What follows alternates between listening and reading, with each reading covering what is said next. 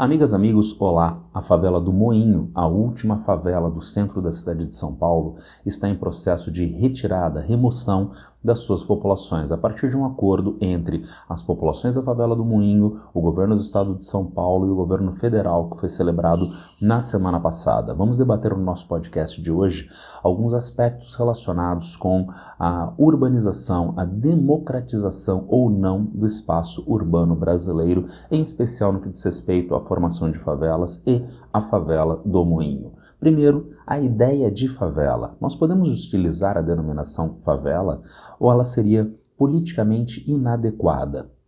Sim, podemos sim. O IBGE usa a expressão favela ou comunidade urbana. O próprio IBGE deixou durante um tempo de utilizar essa expressão dentro de uma lógica de palavras politicamente corretas ou incorretas. Mas há nos últimos anos uma afirmação de uma cultura das favelas, uma cultura das comunidades e, portanto, dentro dessa lógica de afirmação cultural, por que não se utilizar a própria denominação que as próprias populações utilizam? O IBGE então passou a rever os seus conceitos e utilizar a denominação favela ou comunidade urbana. E o que é uma favela para o IBGE? Nós temos aqui, da própria página do IBGE, a seguinte explicação. Predominância de domicílios com graus diferenciados de insegurança jurídica da posse e pelo menos um dos demais critérios a seguir. Então veja, o primeiro critério fundamental é posse irregular. Então eu moro numa casinha, você que está ouvindo provavelmente mora em uma casinha onde nós encontramos regularização do imóvel, do terreno, pelo poder público, pela prefeitura. Isso não acontece plenamente nas áreas de favela, porque isto se caracteriza provavelmente por uma ocupação espontânea de uma área pública ou privada. Isso é o primeiro critério fundamental para o IBGE definir a área como favela. E depois aparece mais um critério entre os que nós vamos identificar a seguir. Vejam, ausência ou oferta incompleta de serviços públicos, predomínio de edificações, arruamentos e infraestruturas que usualmente são autoproduzidos ou se orientam por parâmetros urbanísticos e construtivos distintos dos definidos pelos órgãos públicos, localização em área com restrição à ocupação definida pela legislação ambiental ou urbanística, com então a posse irregular.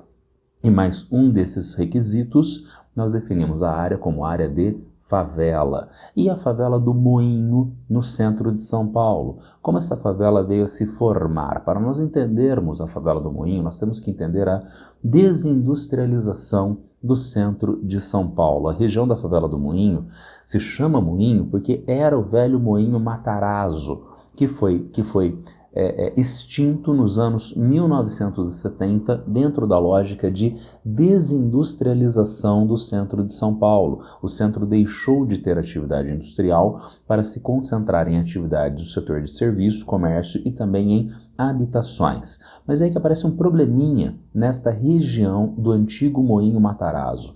Era uma atividade industrial. As linhas férreas, o trem trazia as matérias-primas agrícolas para processamento em farinha, em rações animais, no Moinho Matarazzo. Quando ele deixa de existir nos anos 1970, ele cria uma espécie de buraco negro de atuação, de possibilidade de uso da cidade de São Paulo. Por que isso? Principalmente pela infraestrutura de transporte. A infraestrutura de transporte para abastecimento do Moinho, né? Então a ferrovia que trazia as matérias-primas do interior de São Paulo, ótimo. Mas essa é uma infraestrutura para a atividade industrial. Não é uma infraestrutura que contempla as necessidades de moradia na região. Não é infraestrutura que contempla o comércio e a prestação de serviços na região. E a área industrial é uma área relativamente grande. Então, como eu disse, forma-se um buraco negro nesta região quando a indústria deixa de existir. A gente tem essa mesma ideia aqui no portal Arcdale, né?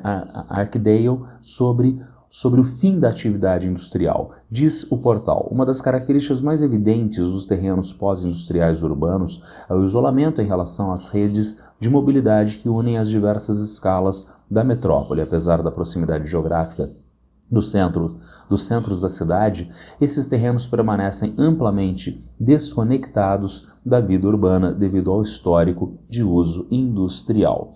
Então é nessa área que algumas populações começam a se instalar, na área do antigo Moinho Matarazzo, no final dos anos 1980. No final dos anos 1980, na verdade, eles começam a ocupar a parte inferior do viaduto Engenheiro Orlando Murgel. É aquela situação clássica, né? Populações sem habitação própria que moram embaixo de edificações da cidade, como, por exemplo, viadutos, crescendo a quantidade de gentes e a construção de imóveis espontaneamente na região anexa a esse viaduto nos anos seguintes, início dos anos 1990. Ao longo dos anos 2000, cresce a favela do Moinho e crescem, portanto, as tensões relacionadas à manutenção ou não dessas populações nesta região. Essas tensões passam a envolver também o governo federal, que dentro de uma trama jurídica ligada à posse do terreno desde o fim das indústrias Matarazzo, o terreno acaba nas mãos do governo federal, que também é um agente deste processo. Neste contexto conturbado dos anos 2000, nos quais já há pressão do poder público para a retirada das populações faveladas do Moinho, há um suposto ganho para os moradores. O juiz federal José Marcos Lunardelli concedeu uma posse provisória para os moradores até a solução jurídica definitiva da posse do terreno. Há moradores na região. Esses moradores são espontâneos, mas eles estão lá. Há um imbróglio jurídico em relação à posse do terreno e a manutenção destes moradores. O juiz deu, liminarmente, a condição de posse para os moradores até a solução jurídica definitiva. Mas isso não resolve o problema, como nós vamos ver na sequência, porque continuou havendo pressão do poder público que veicula interesses corporativos na região. Qual é a pressão do poder público? Ora, o poder público alega que ele busca a região para benefício da comunidade da cidade de São Paulo com a construção de uma nova estação de trem e reurbanização da área com a formação de um parque. E há interesses corporativos imobiliários na região. Dentro desta lógica de tensão e pressão do setor corporativo veiculada pelo poder público, aconteceu na favela do Moinho, em 2011 e 2012, aquilo que é recorrente em várias favelas do Brasil, incêndios. E nesse caso da favela do Moinho, esses incêndios foram bastante ruins também do ponto de vista político, porque várias casas foram atingidas e vários moradores acabaram tendo que sair da favela do Moinho depois desses incêndios, reduzindo, portanto, a população da favela do Moinho, reduzindo, por extensão, a capacidade de pressão política da favela do Moinho sobre o poder público em diferentes níveis. Daí a gente ter o desenrolar deste processo acontecendo ao longo dos anos 2010 e agora no comecinho de 2020. Mas resta uma pergunta. É possível o poder público retirar à força gentes que estão morando há décadas em uma determinada região? A resposta é sim e não. A resposta é que pode, mas não deveria. Por exemplo, nós temos esta região do Moinho definida como Zona Especial de Interesse Social dentro do Plano Diretor da cidade de São Paulo. Zona Especial de Interesse Social pressupõe área que é objeto de reurbanização para um assentamento adequado das pessoas que habitam aquela região. Então, do ponto de vista legal e institucional, esta área deveria ser uma área de reurbanização. Ainda mais, nós temos aqui uma notícia da Agência Brasil. Em 2024, o Senado aprova recursos para regularização de favelas em área de invasão para o território brasileiro. Então, notem, nós temos os aspectos institucionais, o plano diretor e especificamente o plano diretor da cidade de São Paulo. Há recursos que são destinados à ideia de assentamento, de regularização fundiária das pessoas que estavam em antigas áreas de favelas. Então, a situação ideal seria a regularização fundiária da região da favela do Moinho. Porém, acontecem alguns problemas. A gente tem laudo do Corpo de Bombeiros recomendando saída imediata das gentes do Moinho. Laudo do Corpo de Bombeiros, já houve 2 incêndios. e esse laudo aponta para a inacessibilidade da região do Moinho, dado haver apenas um acesso viário para a favela do Moinho, e por esse acesso não passam veículos de maior porte, carros do Corpo de Bombeiros. Daí a ideia de remoção por uma questão de segurança, mas também pressão do Ministério Público. E o governo do estado de São Paulo alega que há bases do PCC na região do Moinho que são utilizadas para abastecimento das cracolândias da cidade de São Paulo. Bom, são argumentos que são laudados, né? E daí aparece um problema. Temos um laudo técnico relacionado com o Corpo de Bombeiros e, supostamente, as investigações da Polícia Civil do estado de São Paulo. Mas eles não deixam de ser passíveis de diferentes questionamentos. Sim, há risco de incêndio junto à favela do Moinho e já ocorreram 2 incêndios de grandes proporções. Mas é justamente isso que aponta para a necessidade de reurbanização desta região. Ainda mais, tem bases do PCC dentro da favela que abastecem a Cracolândia, mas a gente sabe que hoje, e dada a precariedade da política de segurança da cidade de São Paulo e do governo do estado de São Paulo, as Cracolândias estão amplamente espalhadas pela cidade de São Paulo. Será que o Moinho é o grande responsável pelo abastecimento dessas Cracolândias? É outro argumento bastante precário. Não só precário, como leva ao chamado estigma de criminalização. A ideia de que a população favelada é equivalente à população criminosa. Quando não se pensa nessa equivalência, se pensa em uma suposta vulnerabilidade. E daí os pobres favelados que precisam ser protegidos dos traficantes, dos criminosos pelo poder público. É o estigma de criminalização das populações faveladas. Tudo isso acaba contribuindo para o processo de gentrificação. A região do Moinho passa por processo de gentrificação. E nós poderíamos entender de que maneira? Trata-se de um processo através do qual nós encontramos regiões da cidade que são regiões pobres, degradadas do ponto de vista das infraestruturas e dos serviços urbanos ou sob ocupação espontânea, áreas de favelas. Essas condições fazem com que essas áreas tenham um valor imobiliário muito baixo, porque o capital não tem interesse imediato nessas regiões. Interesse imediato, ou melhor, passa a ter interesse. Justamente pelo valor imobiliário reduzido dessa região, o capital pode adquirir estas áreas com um custo reduzido. Mas adquirir para quê? Se a área é tão precária nas infraestruturas urbanas? Bem, aí entra o poder público. Entra o poder público viabilizando obras viárias, obras de energia, obras de saneamento básico, de iluminação, de paisagismo, que tornam a antiga área degradada e de baixo valor imobiliário agora uma área de maior valor imobiliário já adquirida por empreendedores privados. Resta, entretanto, um problema, o problema de gentes antigas pobres que ainda estão habitando a região. Essas gentes vão ser retiradas de um ou outro jeito. Retiradas como? Retiradas porque a região se tornou relativamente mais endinheirada, com um custo de vida mais alto, que torna a região inacessível para os próprios antigos moradores. Então a região fica cara e os antigos moradores precisam sair da região. E se esses moradores não saem da região e continuam atrapalhando o processo de gentrificação? Daí entra o poder público com a força da justiça, com a força da polícia para a remoção à força das gentes desta região. É o que estava acontecendo, é o que está acontecendo na região da favela do Moinho. Em um primeiro acordo entre a favela do Moinho e o governo do estado de São Paulo, que não foi efetivado por pressão do Moinho, tendo em vista o acordo ser extremamente precário para a população da favela do Moinho.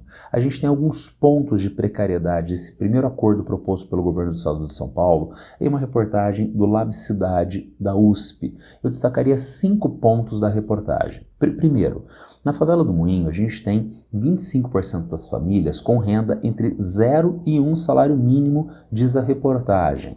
E com esta renda, essas famílias não entram nas categorias de renda mais reduzida de acesso à moradia nos programas de moradia do governo do estado de São Paulo. Colocando de uma outra forma, são gentes tão pobres que, saindo do moinho, não tem nenhuma moradia que eles possam acessar.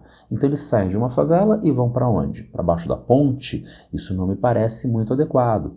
Mas o governo do estado de São Paulo estava dando uma solução para isso. Segundo a própria reportagem, o segundo ponto, havia pressão das autoridades do estado de São Paulo para que as famílias declarassem uma renda artificial maior do que a renda que eles têm de fato. Agora vejam, com uma renda artificialmente mais alta, primeiro, essas famílias não necessariamente teriam acesso a crédito, a financiamento habitacional. E se tivessem, a família declarou artificialmente uma renda mais elevada. Ela vai ter condição de pagar esse financiamento eventualmente? Não, fazendo com que ela entre num círculo vicioso de endividamento e aumento de pobreza. Então, dois problemas graves. Essas pessoas não terem renda para acessarem programas de moradia do estado de São Paulo e a pressão das autoridades do governo do estado de São Paulo para que essas pessoas alegassem uma renda mais elevada. E aí nós temos um terceiro problema que a reportagem nos traz: o aluguel social. O governo do estado de São Paulo fazia a proposta de um pagamento de um aluguel social de R$ 800 para as famílias dentro do processo intermediário para reassentamento em outras regiões. Mas aluguel na região do Moinho, né, no entorno do Moinho, né, o Bom Retiro, Santa Cecília, aluguel nessa região custa entre R$ 750 e R$ 1.000. Em imóveis pequenos, que normalmente são imóveis devidos a uma pessoa em moradia, não para uma família toda. E, portanto, um aluguel social muito, muito baixo e inadequado. Quando a gente chega a um quarto ponto, né, há depoimento de pessoas da favela do Moinho que apontavam para uma solução do governo do estado de São Paulo em assentamentos em prédios, com apartamentos de 25 metros quadrados. Agora, como uma família de 4, 5 pessoas consegue viver em um apartamento de 25 metros quadrados? Agora vamos piorar, apartamentos em prédios com condomínios de R$ 400. Isso é um problema prático grave. Se a pessoa tem uma renda reduzida, a ideia de assentamento em prédio com condomínio é inviável, porque o condomínio de R$ 400 vai tolher um percentual significativo da renda bruta dessas pessoas e, portanto, era uma solução inviável do governo de São Paulo. E ainda uma última coisa que a reportagem nos traz, um quinto e último ponto. Quando a gente pensa em favela, frequentemente se pensa em barraco de madeira, em gentes apinhadas e morando muito mal. Quando na verdade não. Favela tem casa de alvenaria, favela tem negócios. Na favela do Moinho tem 7 igrejas instaladas. Na favela do Moinho tem comércio, entre outros, padarias. A pessoa que estava dando depoimento para a reportagem do Lab Cidade sobre o tamanho dos apartamentos serem muito pequenos, é dona de uma padaria na região do Moinho, sendo que a padaria é sua única fonte de parcos de reduzidos rendimentos. Agora vejam, se a favela está sendo desmanchada, se a remoção das populações, essa padaria vai deixar de existir. E a padaria é fonte de remuneração dessa família. Então essa família vai se remunerar de que maneira a partir de agora? Isso não está contemplado. Por todos esses problemas, valor baixo do aluguel social, as famílias não terem acesso à moradia por terem uma renda reduzida, os apartamentos supostamente disponibilizados serem muito pequenos e caros com condomínio, por todos esses problemas, o acordo com o governo do estado de São Paulo não estava avançando. Quando entrou mais fortemente na semana passada, o governo federal nas negociações. Como eu falei há pouco, o governo federal é dono do terreno desde os anos 2000. E o governo federal tinha estabelecido com o governo do estado de São Paulo que ele só autorizaria a remoção das famílias, dono do terreno que é, se houvesse um acordo razoável, um acordo de qualidade com as famílias. Tendo em vista o imbróglio com o governo de São Paulo, o governo federal entrou nas negociações da semana passada e supostamente melhorou as condições para as famílias do Moinho. E melhorou como? Aluguel social subiu de R$ 800 para R$ 1.200. Na seguinte divisão, o governo federal paga R$ 400 de aluguel social, o governo do estado de São Paulo paga outros 400 e os outros 400 do município de São Paulo. Além disso, ao invés de financiamento para acesso ao imóvel, lembra, financiamento é empréstimo, você tem que pagar de volta. Foi acordado um dispositivo semelhante ao dispositivo de acesso a moradias para o Rio Grande do Sul pós-enchentes. A ideia de subsídio do poder público. Esse subsídio chega a R$ 250 mil, dividido em 180 mil reais dados pela União e 70 mil reais dados pelo governo do estado de São Paulo. É um subsídio, é um valor que está sendo dado para que essas pessoas possam adquirir imóveis. Bom, é melhor do que a situação anterior? Parece que é. Ao invés de financiamento para a compra de imóvel, subsídio de R$ 250 mil.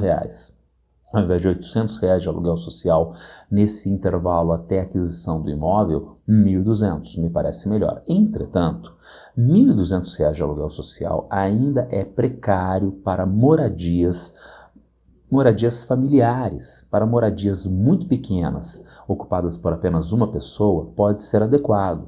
Para moradias familiares, não, ainda é um valor muito reduzido. Finalmente, a ideia do subsídio, R$ 250 mil.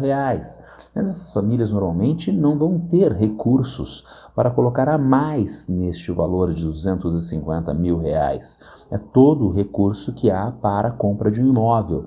Dá para comprar um imóvel na própria região onde está a favela do Moinho, no entorno da favela do Moinho com esses valores? Não, essas pessoas vão para localidades distantes da cidade de São Paulo.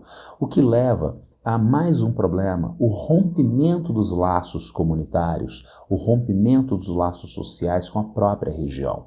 Nós temos em geografia o conceito de lugar. Lugar não é um local físico, lugar é o ambiente no qual há o desenrolar das vivências das pessoas comunitariamente. As relações sociais se desenrolam e os objetos do dito lugar são uma espécie de materialização da cultura, da história dessas pessoas. Essas pessoas estão sendo separadas do seu lugar, a favela do Moinho, onde há pessoas que moram há 15, 20, 25 anos ininterruptamente. Isso não é só um problema de ordem conceitual cultural, é um problema de ordem bastante prática. Nós estamos no meio fim do primeiro semestre, há ano escolar. Então, há crianças que estão matriculadas em escolas próximas da região da favela do Moinho. Essas famílias vão para outra parte da cidade. Tem escola próxima dessa localidade? Tem vaga nessas escolas? Essa criança vai ser aceita nessas escolas? Então, veja, o problema da educação para as crianças. Posto de saúde. Então, a pessoa frequenta um posto de saúde próximo da favela do Moinho. Onde é o posto de saúde mais próximo nessa nova região onde a pessoa virá a ter moradia? Então, todos esses problemas são problemas de desterritorialização dessas pessoas que passam a ter uma condição estrangeira dentro da própria cidade de São Paulo. Mas tem um último problema que se mostra nessas negociações do governo do estado de São Paulo e do governo federal. O Moinho foi agente nesse processo.